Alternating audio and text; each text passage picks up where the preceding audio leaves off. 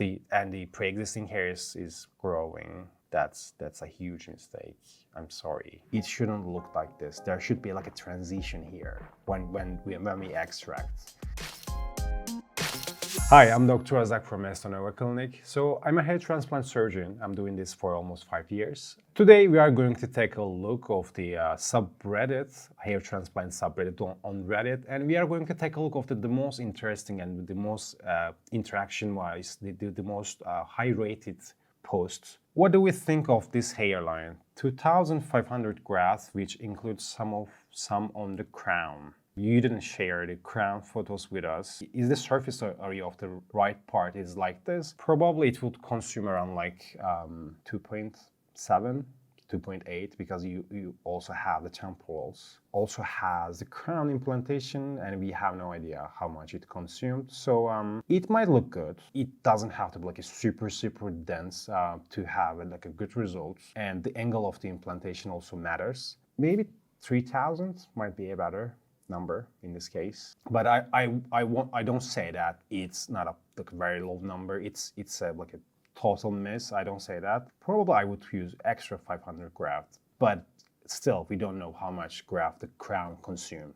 Let's go to the other subjects. Am I overharvested? I know it may be too soon to tell since I just got my bandages off today and I'm still a bit bloody.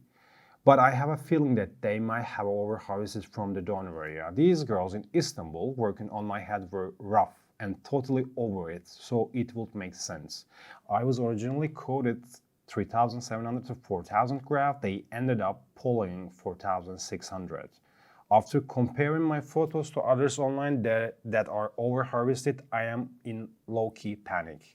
What's your opinion? I will include some before pics so you have an idea about the density on the sides. Firstly, let's say that they kind of harvested from the transition zone here. Those hairs really cannot be trusted in long term. This patient may lose those hairs. This part is not like a totally resistant to DHT. They may not, but they're kind of using like playing a gamble here with harvesting those hairs. I wouldn't trust those like superior part of the donor area that much. They didn't harvest too much from the bottom part. I mean, it makes sense to harvest less from the bottom part, which is there, the density is lower there, but not to harvest anything from here. I mean, I would harvest less from here, but at least harvest something because otherwise you overharvested from the superior part of the donor area. It doesn't make sense. The other thing that it's like there is like a very solid line here. There's a solid border here. It shouldn't look like this. There should be like a transition here when we extract, because when everything heals, the density differences will be very visible because there is no transition here at the bottom part. There will be a visible line, basically a line that shows that there is like a higher density area and lower density area. We don't want that. So that's not a very good extraction, I'm sorry, but there should be a transition on the donor. Yeah, they implanted everywhere, and he's saying that they use 4.6K. On the front, he needs at least 3,000 grafts in this area. In the midsection, maybe another 1,000. You don't have to fully cover everywhere in one session if you are going to be that aggressive on the extraction.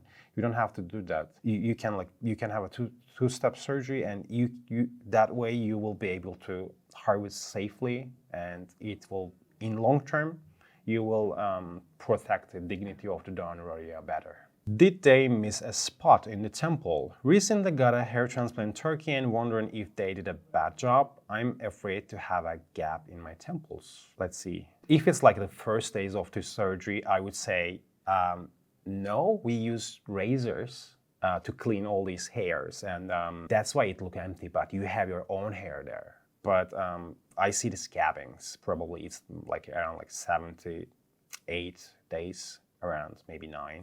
The pre-existing hair is growing. That's a huge mistake. I'm sorry. I mean, when everything grows, there is a possibility that it will not look that bad, but you might need another like a small revision surgery. I'm sorry. It will not take a long time, but of course that's a mistake and your clinic has to own it. Second day, face swelling. I can't recognize myself now. That happens. So we use lots of saline water when we do the incisions to make the incisions safer and control the bleeding. So it's mandatory for the success of the surgery. But sometimes in some patients we have to use more. In some patients the swelling can be kind of extreme. It doesn't affect the survival rate. Most of the time it doesn't have any complication with it. It just looks bad. 3 to 4 days it gets much better. 2 days later the swelling will subside gradually. And you can put some cold press and try to massage your forehead. Of course, try to not to touch the graft or don't really get very close to the graft sides and stretch the skin. It might possibly dislodge the graft. We don't want that. The bottom part of the forehead, you can simply massage and try to spread the excessive water. I'm sorry, but it will pass. I got rid of the hat, 5 months results. Okay, let's take a look. Okay, he had like a normal type 6 hair loss and he's 28. Okay, yeah. It looked like they mostly work on the frontal part and the midsection and kind of like ignore the crown area. I really like the hairline. It's pretty irregular, but not so like it didn't overdone. And they kept the frontal temporal angle here. Okay, this is like probably day 7 to 8, maybe 10. Scabbings really formed. 2-finger layer of the first front part has the highest density, and then they gradually decrease the density when they go backwards and finished. I mean, if you have like a very large area to cover and if you have like a limited graft number, this is what you do. The frontal area is the most important part, so you go the highest there. Probably this is like a one month version of him. He like a shock lost. Wow, this probably like 5 months. The survival rate looks very good.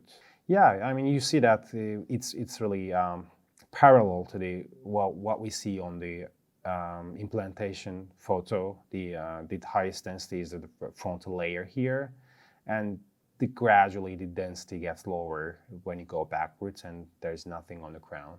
Okay, he still has like a big patch on the back, which probably he's going to have a second surgery. I mean, with this kind of patients, it's logical what they did actually.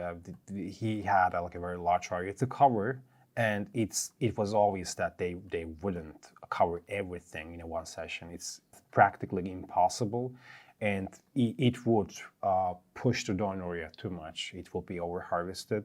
Probably they plan 2-step surgery with him, and this is what you should do if you have that very large area to cover, with type 6 hair loss.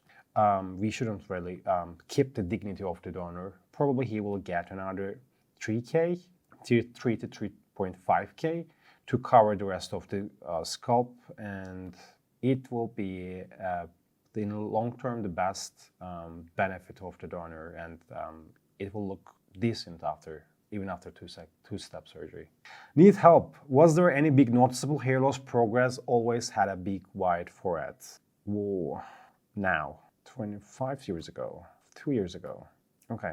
I would say yes, maybe your frontotemporal gap here is getting bigger. It looks like, and you kind of losing a little bit density on the mid part of the front here. We cannot really make certain assumptions from just a few photos, and the quality is not perfect, but you're gradually losing some hairs on the front, it looks like. But it doesn't look like a very aggressive hair loss, and you can get a hair transplantation, but it may not be the first thing you should do. You can try the first methods like minoxidil and finasteride first, dermal rolling and PRP, and let's see. You should take a look what those things makes you. If you're still uncomfortable with how you're going, where your hair loss goes, then you can think about getting a hair transplant done. I think that's it for this week. We checked the most interesting and most unique post for the Reddit, but there's a lot of them, and we cannot take a look at every one of them. But weekly, we're gonna do that, and we will take all of the most interactive and interesting ones. Stay tuned. Stay with us.